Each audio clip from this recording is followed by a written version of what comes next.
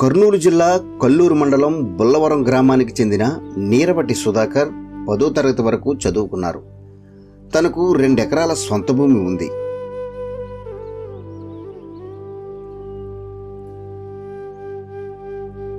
గతంలో సుధాకర్ రసాయన పురుగు మందులతో సాగు చేసేవారు. ఇక్కడి రైతులు నీటి సౌకర్యం లేక వర్షాలపై ఆధారపడడంతో పెట్టుబడులు పెరిగి ఆశించిన స్థాయిలో రాబడి వచ్చేది కాదు. ఈ క్రమంలో 9 ఏళ్ల క్రితం రైతు సాధికార సంస్థ రూపొందించిన ప్రకృతి పద్ధతి వ్యవసాయంపై తన గ్రామంలో వివరిస్తుండగా విన్న సుధాకర్ అటువైపు అడుగులు వేశారు. అందరికీ నమస్కారం అండి.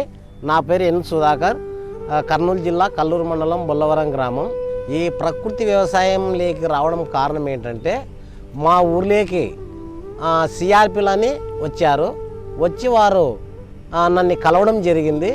నాకు 2 ఎకరాలు పొలం ఉంది. అయితే ప్రకృతి వ్యవసాయం చేయమని వాళ్ళు నన్ను అడిగారు. సరే అని నేను ఒక 1/2 ఎకరా పొలంలో ప్రకృతి వ్యవసాయం చేశాను. 2 ఏళ్ల క్రితం ఎకరం విస్తీర్ణంలో ఏ గ్రేడ్ మోడల్లో జామ సాగు చేశారు.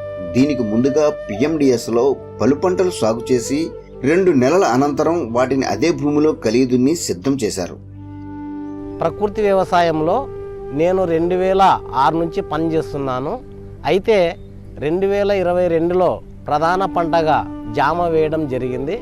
అదేవిధంగా PMDS పద్ధతిలో 30 రకాల విత్తనాలను తీసుకొని PMDS వేయడం జరిగింది.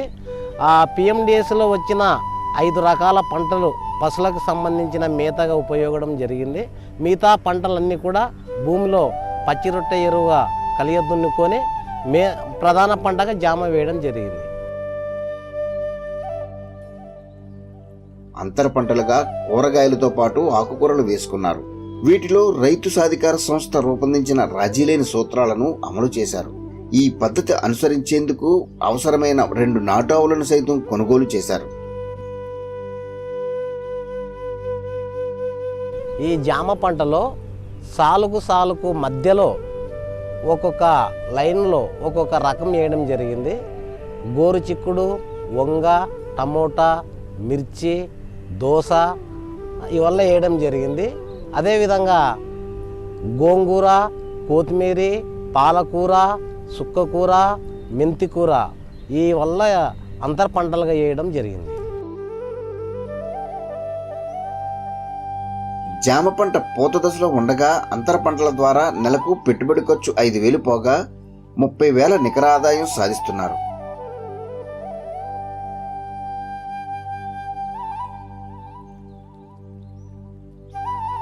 పంట పూర్తయిన చోట రిలే షోయింగ్ చేస్తూ ఏడాది పాటు దిగుబడి సాధించేలా ఏర్పాట్లు చేసుకున్నారు. ఈ జామ పంటలో కూరగాయలు, ఆకుకూరలు వేయడం వల్ల ప్రతిరోజు 1000 రూపాయలు ఆదాయం రావడం జరుగుతుంది.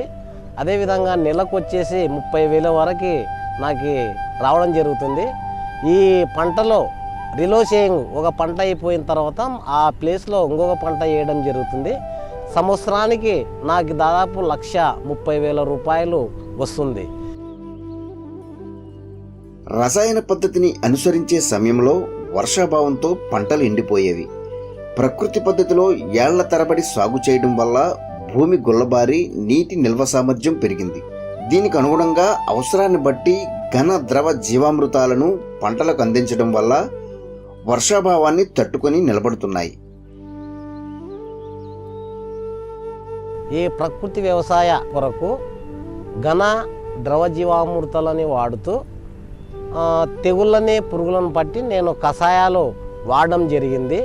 అదేవిధంగా నేను ఈ ప్రకృతి వ్యవసాయానికి సంబంధించిన ఆవులు కావాలని ఒక 2 ఆవులు కొనుగోలు చేసి దీనితో వచ్చిన పేడ మూత్రంతో ఘన జీవామృతాలు తయారు చేసుకొని నేను వాడుతూ నా పక్క ఉన్న రైతులకు కూడా ఇవ్వడం జరిగింది. పలు పంటలు సాగు చేయడం వల్ల నిరంతర ఆదాయంతో పాటు వీటి ఉత్పత్తులను ఆహారంలో భాగంగా చేయడం వల్ల అనారోగ్య సమస్యలు దూరమవుతూ వస్తున్నాయి. ఇంతకుముందు ఆర్థిక పరిస్థితి ఉండేది. ఈ డిఏపీలు పురుగు మందులు వాడడం వల్ల మనిషి ఆరోగ్యం అంటే గ్యాస్ ట్రబుల్, మొకాల నొప్పులు, మనిషి నీరసంగా ఉండడం ఇవల్ల జరిగేటివి. అయితే ఈ ప్రకృతి వ్యవసాయం చేసినప్పటి నుంచి ఇటువంటివి నాకు ఏ సమస్యలు లేవు.